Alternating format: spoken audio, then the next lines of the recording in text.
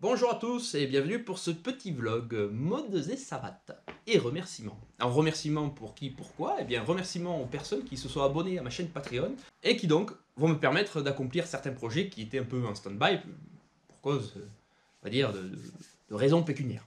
Merci à elles en tout cas et j'espère qu'il y en aura d'autres, ce qui me permettra d'améliorer un petit peu mon studio entre autres et notamment aussi l'équipement avec lequel je vais pouvoir faire des vidéos.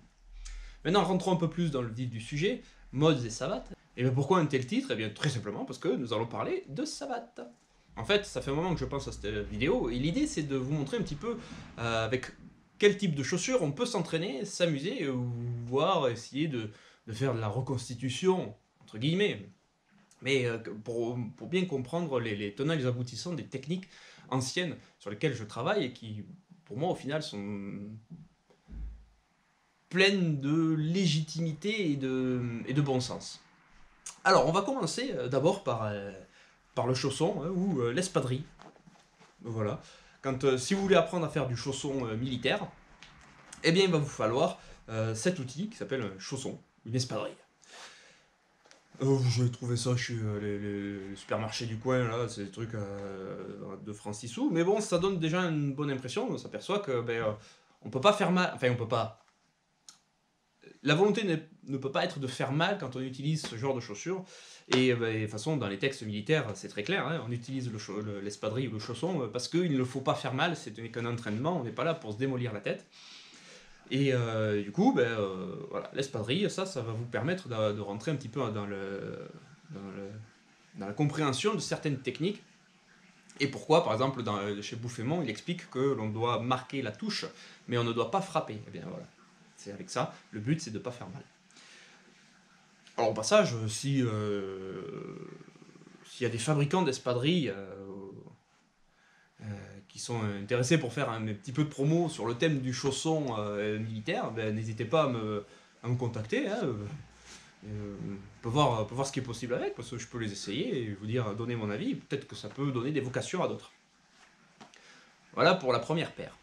Maintenant, rentrons un peu plus dans la modernité avec ces chaussons de la marque Rivat que j'ai depuis 2013.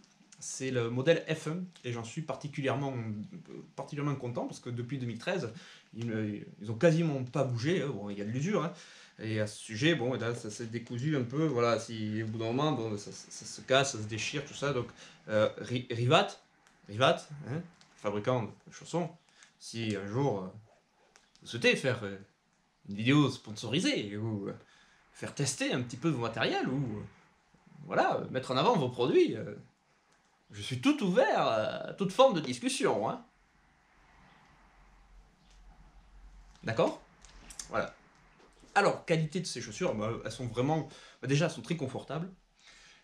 Elles sont dures, mais pas trop. Elles sont même au-dessus de l'espadrille. Mais on va dire, c'est pas des chaussures coquées. Mais elles marquent, on peut bien marquer l'impact. C'est vraiment du bon produit. De toute façon, Rivat, quand même, ils sont réputés. Hein.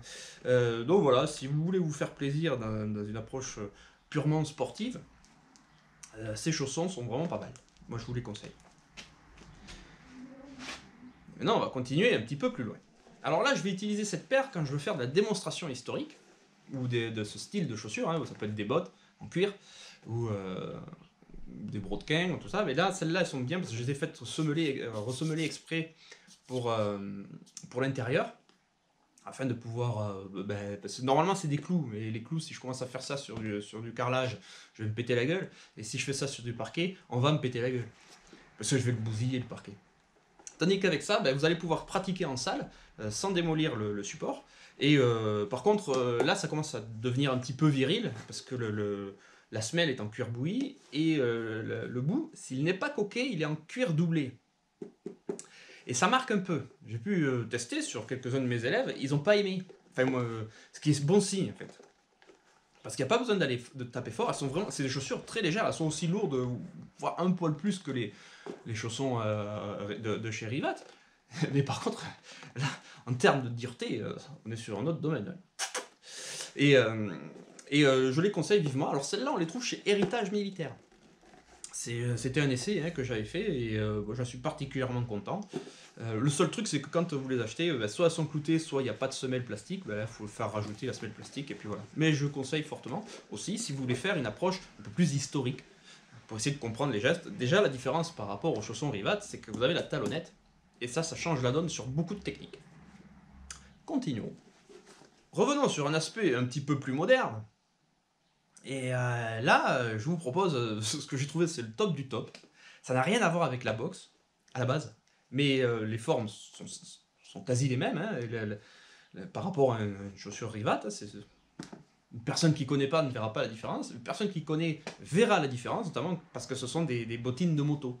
Alors là, c'est un truc italien, c'est TCX. C'est le truc que j'avais trouvé en promo dans un magasin à côté là, de chez moi. Et quand j'ai vu ça, je dis, mais ça ressemble un petit peu à des chaussons de boxe. Ça. Je les ai essayés, je les ai adoptés. C'est génial. Un confort. Et alors, la pointe. Alors, on ne force plus avec des chaussures pareilles. Il n'y a plus besoin de forcer, il suffit juste d'aller vite, de créer de la vitesse. Et la touche la chaussure fait le reste. Il n'y a vraiment pas besoin de forcer. Vous allez vite. Une fois que vous allez vite, dès que ça touche, ça fait les coups de pied bas sont énormes là-dessus. Vraiment, c'est génial. Il faudrait peut-être réfléchir au fait de faire, pour les combats de savates sportifs, il faudrait leur donner ce genre de godasse. Et je pense que ça modifierait un petit peu la forme des combats. Le coup de pied bas reviendrait en grâce, je pense, ou des fouettés vraiment avec la pointe et plus avec le dessus de pied. Là, parce que souvent on frappe avec cette partie, puisque l'avant de la chaussure est mou, donc on se fait mal aux orteils, ce qui est normal, même au sac. Tandis qu'avec ça, avant de se faire mal aux orteils en tapant dans les côtes ou dans une mâchoire, faut se lever tôt. C'est que voilà, le gars, c'est gueule d'acier. Non, là, franchement, c'est du caviar.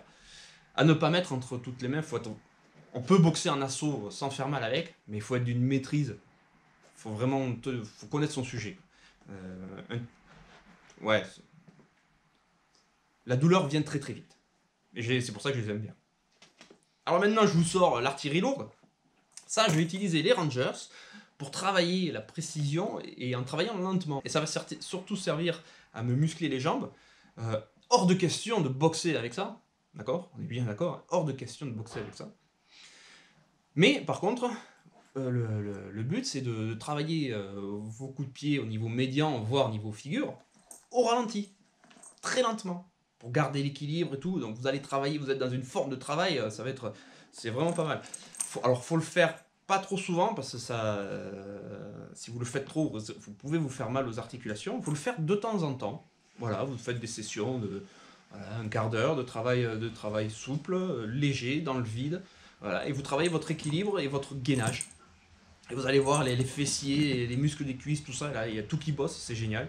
Mais je répète, on se bagarre pas avec ça. De toute façon, je crois que c'est même au niveau de la loi, c'est quasiment je crois que c'est une circonstance aggravante de se battre avec ce genre de chaussures. Donc voilà, ne me faites pas dire ce que je ne dis pas. Par contre, pour vous entraîner tranquillement chez vous, à maîtriser les gestes, à apprendre à maîtriser les gestuels et les postures, ça c'est le top. Et enfin, là on arrive au top du top du top du top de la douleur. C'est les brodequins des années 30, ferrés cloutés. Il y a du fer devant, c'est clouté donc pour les revers. C'est ferré au talon pour les chasser. Pour les coups de pied bas aussi, vous pouvez faire avec la pointe ou avec le talon. Et là, bon par contre, là il y a un prix. C'est 1 kg 200 g la chaussure.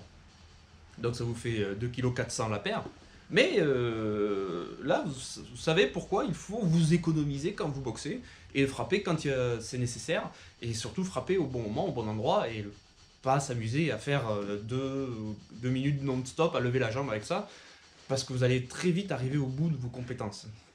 Hormis d'être un grand athlète, mais voilà, une personne comme moi, au bout d'un moment, c'est bon, vous êtes sec. Alors voilà, mais ça par contre on est vraiment sur un travail de reconstitution du geste au maximum et essayer de comprendre toutes les mécaniques. Ça reste agréable à porter, étonnamment. Une fois qu'on a bien compris comment on met la chaussette pour pas se bousiller au niveau du tibia, parce que c'est quand même du cuir rigide, hein. Mais une fois qu'on a fait les chaussures à son pied, elles sont vraiment elles sont très très agréables à porter. Et puis voilà, par contre, il faut en trouver. C'est pas toujours évident. Et je pense pas qu'en reconstitue, on en trouve régulièrement. Voilà, c'est la fin de ce petit vlog mods et savates. La prochaine fois que j'en ferai un, je pense que je parlerai surtout des gants. Vous pouvez en voir un exemplaire ici. Et je vous explique, pareil, je vous donnerai un petit peu mon ressenti par rapport à l'utilité et aux marques que j'ai trouvées. Après, vous faites ce que vous voulez, de toute façon, je suis sponsorisé par personne. Donc, vous prenez ça comme un conseil d'une personne qui a testé le produit, mais pas comme en disant c'est ça qu'il faut acheter. Loin de là. Et maintenant, il ne vous reste plus qu'à trouver savate à vos pieds. Entraînez-vous bien, amusez-vous bien, et à la prochaine. Ciao.